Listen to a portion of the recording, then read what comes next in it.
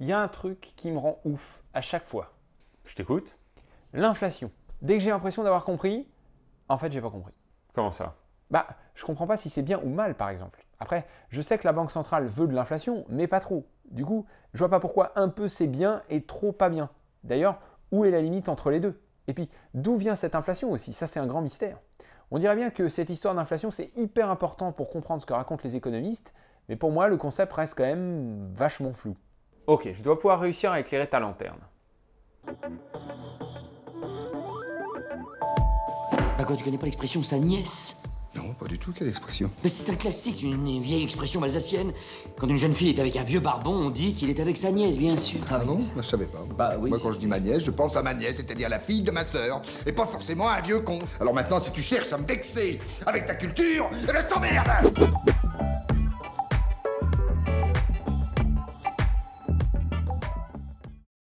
Commençons par une définition rapide de l'inflation. Tu commences à connaître, je place les ménages d'un côté, les entreprises de l'autre. Les ménages consomment ce que les entreprises produisent et les entreprises rémunèrent les ménages. Et l'État est au centre, il taxe les revenus et la consommation pour lui-même pouvoir rémunérer et consommer. Plus d'infos ici. L'inflation, qu'est-ce que c'est? C'est quand le prix des produits et des services vendus par les entreprises augmente. Prends un yaourt qui vaut 50 centimes au mois de janvier, si le même yaourt vaut 60 centimes au mois de décembre, eh bien, il y a eu une inflation de 20% sur ce yaourt.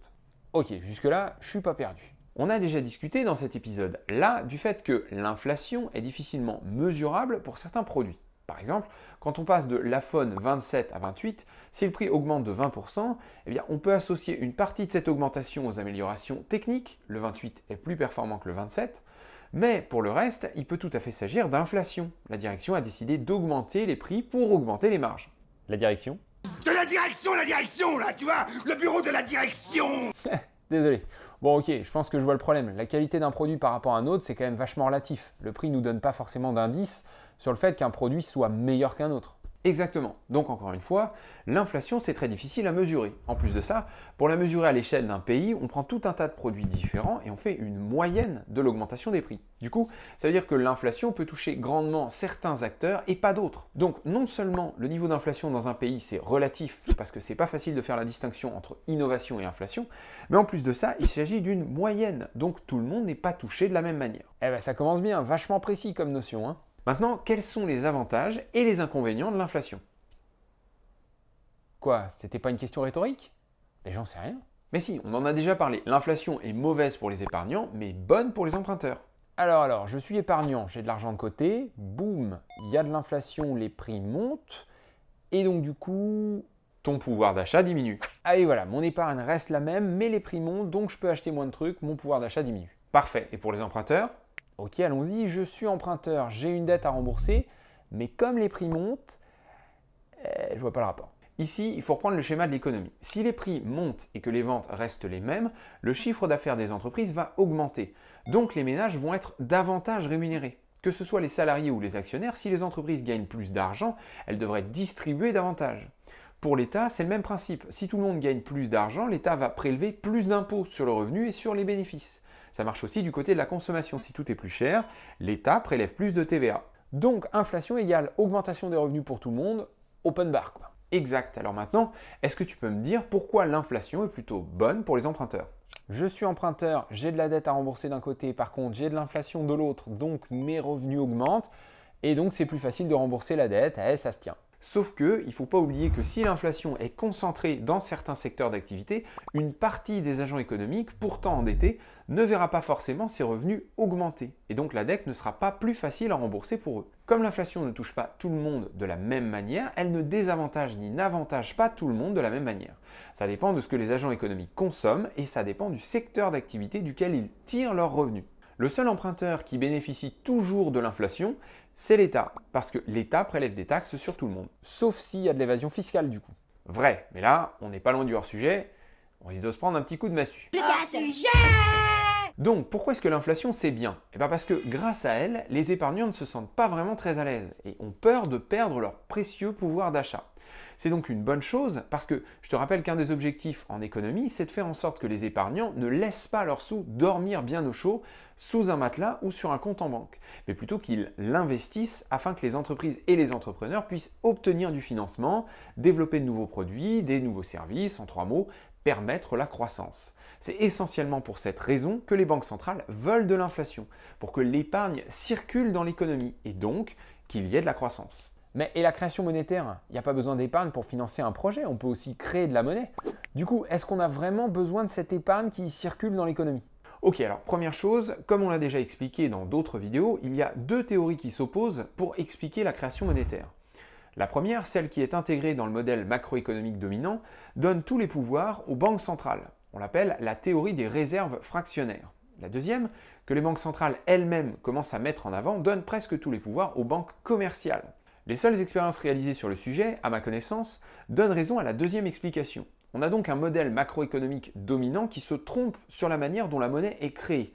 C'est une des raisons qui explique que l'on s'intéresse tant à l'inflation et à la circulation de l'épargne, et pas à la création monétaire. C'est parce qu'on l'intègre mal dans le raisonnement. Mais de toute façon, les banques commerciales créent de la monnaie en réalisant des prêts. Or, même si la dette est la méthode de financement principale de l'économie, une grande partie de celle-ci vient quand même de la circulation de l'épargne. Par exemple, sur les marchés financiers, les obligations sont surtout financées par de l'épargne, parce que ce sont bien des fonds d'investissement et pas des banques commerciales qui sont les principaux acteurs des marchés. En plus de ça, dès qu'on parle d'actions, c'est-à-dire de prise de participation au capital des entreprises, il ne s'agit pas de dette, donc la création monétaire n'intervient jamais dans ce type de financement. T'essayes de me dire quoi là?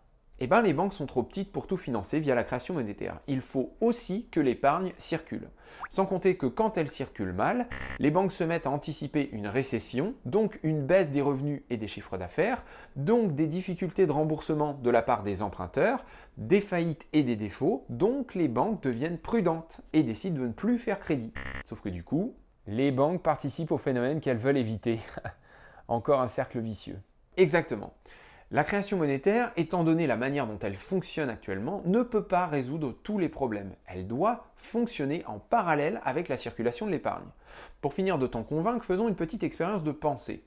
Mettons que l'épargne ne soit jamais réinjectée dans le système. Elle ne fait que s'accumuler. Admettons maintenant que les banques sont habituées à ce phénomène et qu'elles n'interprètent pas cette stagnation de l'épargne comme un signe de récession. Pour compenser le manque de monnaie, les banques commerciales font crédit aux agents économiques, ce qui crée de la nouvelle monnaie. Et le système semble fonctionner plutôt pas trop mal, mais est-ce que tu vois le problème qui se forme? Quoi? L'épargne grossit de plus en plus? Et alors? Et alors, c'est un risque inflationniste important. Imagine-toi l'économie comme un genre de moteur. L'épargne, c'est du pouvoir d'achat qui, pour le moment, ne s'exprime pas comme une espèce d'énergie potentielle qui s'accumule dans un coin. Qu'est-ce qui va se passer si, pour une raison ou pour une autre, toute cette énergie se libère d'un coup? Ça va péter. Exactement. Mais ça va péter comment? Eh bien, imagine une entreprise qui fabrique 100 crayons pour une économie au sein de laquelle 100 € sont disponibles. Quel est le prix d'un crayon? Ok, 100 € 100 crayons, 1 € le crayon. Et maintenant, si tout d'un coup j'augmente la masse monétaire à 200 €, qu'est-ce qui va se passer? Eh bien, 200 € 100 crayons, 2 € le crayon. Ah, il y a de l'inflation. Ou alors, quoi? Ou alors, l'entreprise décide de ne pas augmenter ses prix, mais plutôt d'augmenter sa production de crayons pour satisfaire la forte demande. Et là, on passe à 200 crayons fabriqués pour toujours 1 € pièce, pas d'inflation, mais une augmentation de la production, donc de la croissance. Ah, ok. Mais du coup, comment on arrive à savoir si on aura l'un ou l'autre? Eh bien, on n'en sait rien, mais c'est en partie une affaire de proportion. Si on augmente la masse monétaire du jour au lendemain de 100%, les entreprises ne réagiront certainement pas en augmentant la production de 100%. C'est un saut beaucoup trop important. Les entreprises ont besoin de temps pour ajuster les chaînes de production, acheter de nouvelles machines, recruter du personnel, sans compter les histoires d'énergie et de matières premières. Donc, avec mon histoire de crayon, on aura fort probablement une inflation. Cela dit, si on augmente la masse monétaire de 2% seulement, là c'est jouable. Ça représente une petite augmentation de la demande. C'est suffisamment faible pour que les entreprises puissent suivre en termes de production.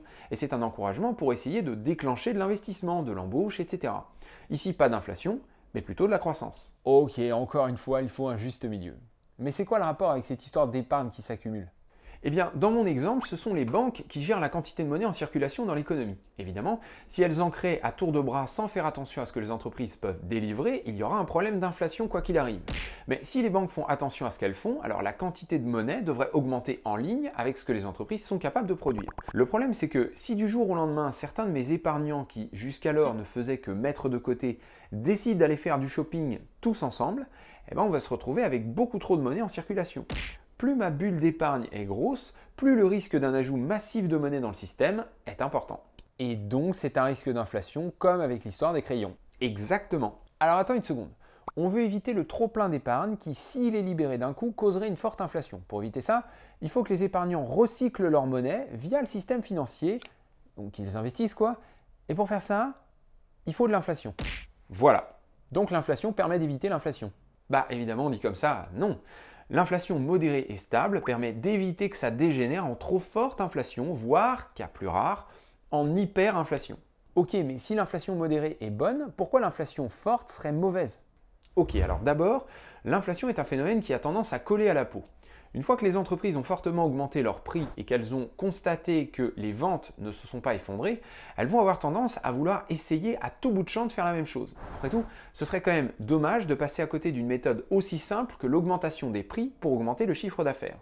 Si bien que quand une forte inflation s'installe, on a toujours peur de se retrouver prisonnier d'un phénomène durable. Maintenant, pourquoi une inflation trop forte est-elle mauvaise? Simplement parce qu'à un moment donné, aider les emprunteurs au détriment des épargnants atteint ses limites. Il faut trouver un juste milieu entre l'aide apportée aux uns et la pénalité imposée aux autres. En plus de ça, mettre la pression aux épargnants avec trop d'inflation peut les pousser à faire n'importe quoi. Par exemple, imagine que tu aies 100 000 € de côté et que tu aies pour projet d'acheter un appartement.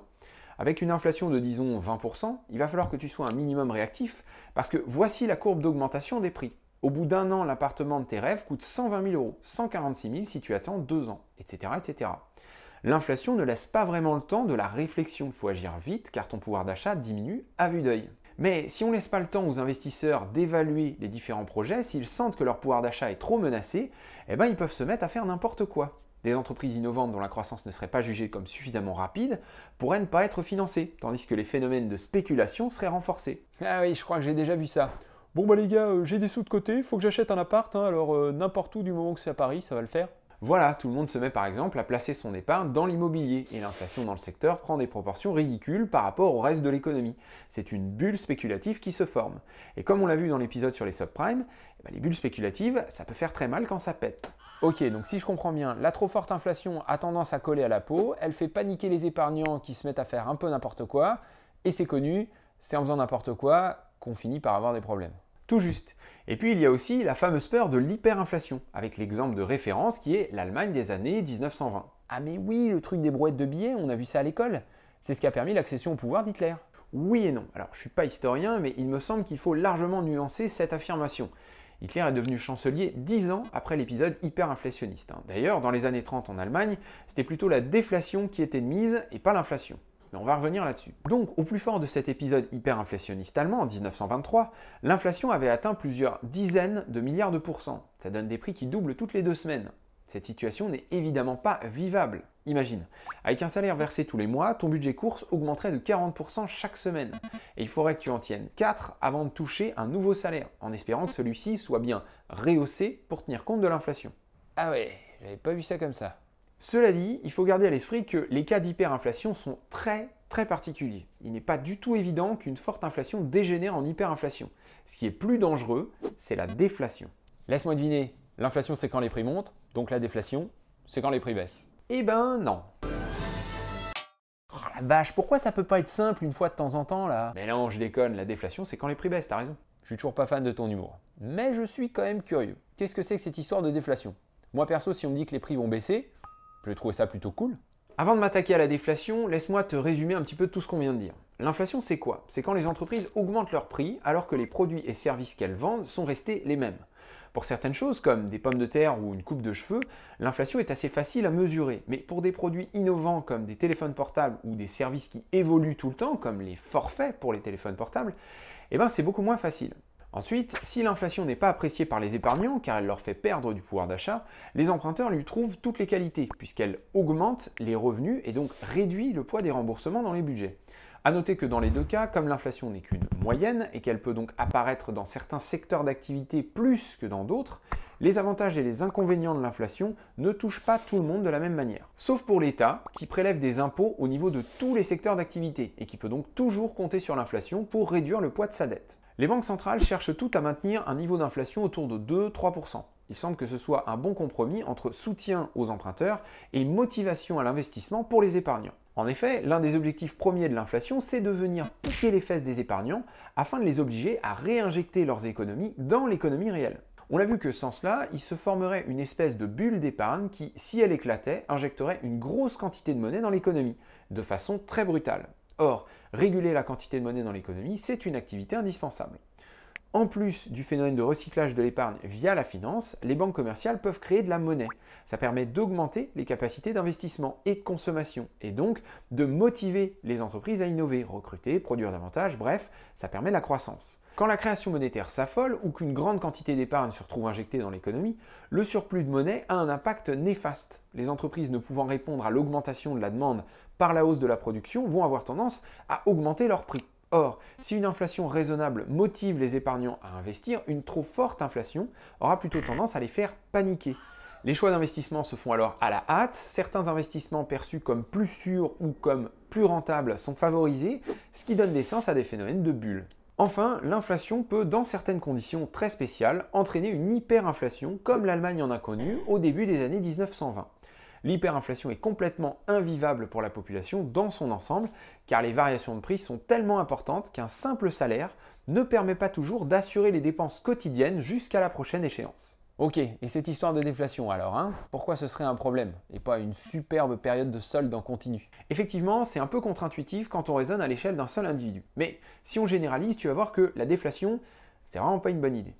Si une inflation modérée pousse les ménages et les entreprises à recycler leur épargne via le système financier, qu'est-ce que la déflation va provoquer comme comportement à ton avis? Eh ben, j'en sais rien, l'inverse de ce que provoque l'inflation, quoi. Autrement dit, Eh ben, ça a poussé les épargnants à ne pas réinvestir leur épargne.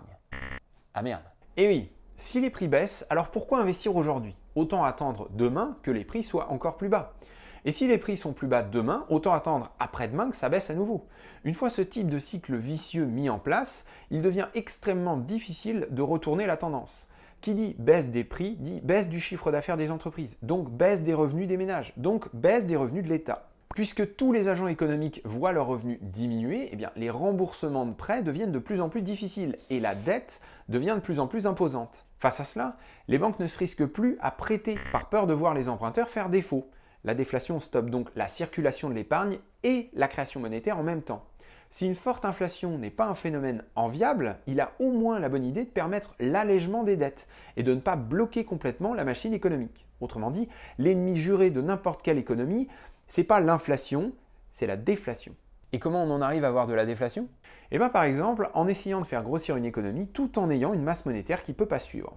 Si la quantité de monnaie n'augmente pas au moins aussi vite que la quantité de biens et de services produits, alors les prix baissent. C'est pour ça qu'on a laissé tomber l'or ou n'importe quelle autre monnaie indexée sur une matière première rare. Et au passage, c'est à mon avis l'un des plus gros inconvénients du Bitcoin, qui par définition atteindra une masse monétaire maximale de 21 millions. Ah ouais, j'aurais pas pensé que ça pourrait être un problème ça. Bon, on va s'arrêter là pour aujourd'hui. On a fait la moitié du chemin. Il faut encore que je t'explique ce qui cause l'inflation, mais on verra ça dans un prochain épisode. Merci à tous d'avoir suivi cette première vidéo qui permet de faire un petit break dans la série sur la crise de l'euro. Petite info, j'ai décidé de systématiquement mettre en description un lien qui vous renvoie directement vers le récap de fin de vidéo. Ça vous permet de vous rafraîchir la mémoire rapidement sur certains sujets sans vous retaper les 20-30 minutes d'épisode à chaque fois. Toujours un très grand merci à tous ceux qui donnent sur Tipeee, c'est grâce à vous que je peux continuer mon activité de vidéaste. Autre très bon moyen de soutenir la chaîne, mettez un pouce bleu, partagez la vidéo, commentez et abonnez-vous. Comme d'habitude, si les t-shirts de l'épisode vous plaisent, eh bien, les liens sont en description. Merci encore d'avoir regardé et à bientôt pour un prochain épisode.